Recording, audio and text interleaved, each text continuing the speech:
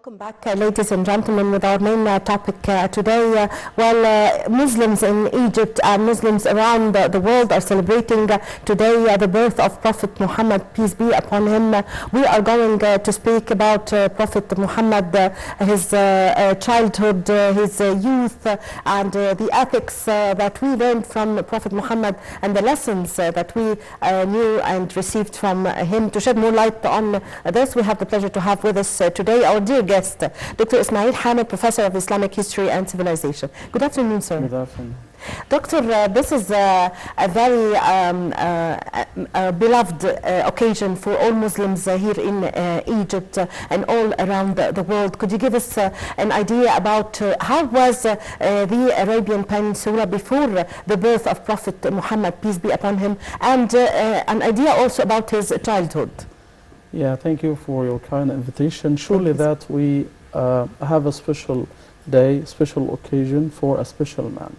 That special man, as even the European and Occidental historians, they say that some of them, they are very objective when they describe Prophet Muhammad to be as the ideal figure of a man across the history. Yes. That is the word of a man like Michael Hart, for example. Yes. This a man, he had one of the most famous books about the greatest person in the history, that very famous one, أعظم 100 رجل في التاريخ. The greatest yeah, man than in Michael the history. Hart. Yeah. Yes. So he chose Prophet Muhammad to be the first one.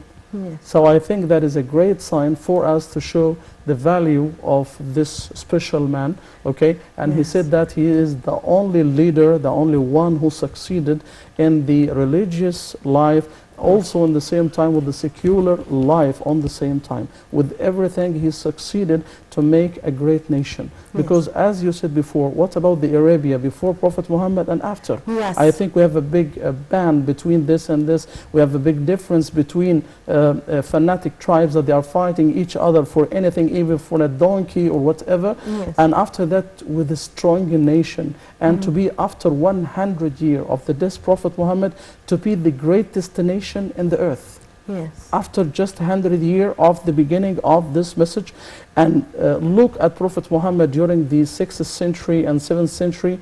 Imagine a man that he is very poor man of a poor family, and also to have some companions with him, and after that an orphan, and after that to be the greatest man and to make a great nation on the world, expanding from China to extreme east to Morocco, to Andalusia, and even to the borders of France. That is the biggest borders that the history witnessed for a nation that was the Islamic nation of Prophet Muhammad. So we have a special occasion for a special man like Prophet Muhammad, especially with his influence across 14 centuries. Yes. Okay, and his influence is increasing. On the same time, Islam, the most converting religion that in the whole world, the most spreading religion on the whole world till now, even in Europe itself. So that is a time, very special time for a very special man. Yes, so since Prophet Muhammad, peace be upon him, since he was young and a youth, all the people around him started to notice how wise and how kind he was, and that he's someone that they can trust. Yeah, sure, that he was an honest man, and to be the honest man, that was one of his ethics, was described, and also to be very long like this. Yes. So also that is one of man's selection also for God to select one of his, not one of his, the best messenger, the best man, the best example, as I said, the ideal figure. So surely that they saw from his ethics, from his beginning, from his infants to be a youth, to be a very good example of a person. And after that, so we see for the defiance that he have during his message. Yes. When the Prophet Muhammad, peace be upon him, started to be an icon for virtue and good manners, for virtue and good manners. Yeah, sure. And I think from the practices of Prophet Muhammad, and even for the access that we can talk about, even for our modern ideas that we have. For example, look at the virtue for nowadays we have that terminology of citizenship, al-muwatana. Yes, imagine that the first real practice of al-muwatana and citizenship started with Prophet Muhammad. From his immigration from Mecca to Medina, one of the first things to do, that is his treatment with the other religions. The human rights, and yes, treating others and accepting others. And especially the Jews. Yes, and especially human rights, which is now something or an expression and that I think citizenship itself has a very great value of human rights. Yes. Okay, how to respect the other one, the one who is different of you, different of race, different of language, nationality, religion, and so on. Whatever. So Prophet Muhammad, when he went to Medina, one of first things to do, that to give ahd aman, a promise of security for the Jews that they live in Medina at that time. Yes. You know that at that time we have at least 6 big tribes and 6 districts for the Jews that they live in Medina and around Medina. Banu Qaynuqa, Banu Nadir, Banu Qurayza, Banu Mustalik, and the Jews of Khaybar and Jews of Fadak. Imagine at least 6 of big tribes of the Jews and 6 districts that they live there.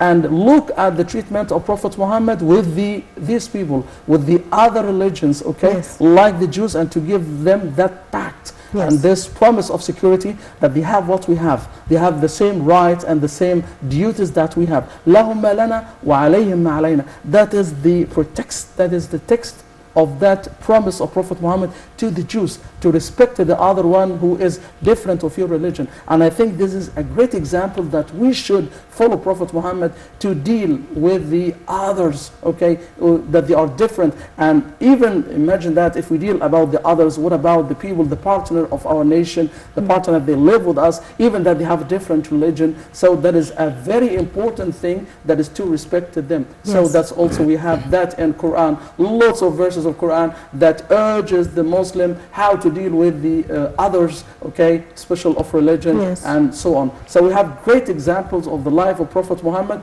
with the treatment with the other peoples of other religions and so on. Yes. Doctor, you told me before we go on air that you would like to shed light on the work of Prophet Muhammad as he worked with the trade. So what does this show of how important the most honest man on earth, Prophet Muhammad, peace be upon him, was working in the field of trade? Yeah, he was also with the animals, you know, that was bringing animals. He was as you know, that on the desert, with the nature of the desert, that is to breeding the animals, and also with the trade. Trade was a very important part with the Arabs before Islam. We have رحلتي الشتاء والصيف, that is winter and summer journey to Syria, and a trip to the south in Yemen, Shita or Saif, and on that time. So Prophet Muhammad also was at that time, and he was very famous between the people, and that is what before the message. And I think from his good treatment with the other tradesmen, that he became very famous, and people looked at him as a very good man, a very special man, and also for his special treatment with them. So that was attracted Sayyidah Khadija, that is to be attracted to this young guy, and how he the honest man, to be honest like this, and also before the loss that she had before him, and then when he became the responsible of her trades, and then she lots of benefits that she got with him, because he was honest man, and also the people that they are with the caravans with him, they described him to her, so she attracted to him. And even for that, one of the rare example for women to ask a man to marry her. So imagine at that example for his good treatment to attract a woman at that time and to ask him to marry her. Yes. So that is also a result. And he also admired very much the work of the women of Khadija, and this shows that, like some people say that Islam prohibits the women from working or something. No, the woman works. No, I think from life, Prophet encourages Muhammad, women to have that work. example. Imagine that Sayyidah Khadija, she was a tradeswoman at that time, and a businesswoman. She was a businesswoman. We can call that she was a businesswoman. One of the first businesswomen in history. She was very wealthy, very rich at that time. And she was working. Yeah, so this is an example of that society at that early time to give us for this. And even for a woman to ask a man for marriage, You imagine this also, it shows us also about the virtues of the Arabs at that time also, to give the woman also lots of rights that appeared so much with Islam. Even with Prophet Muhammad, when he married her, look at his treatment with her, and imagine that he was 15 years less than her.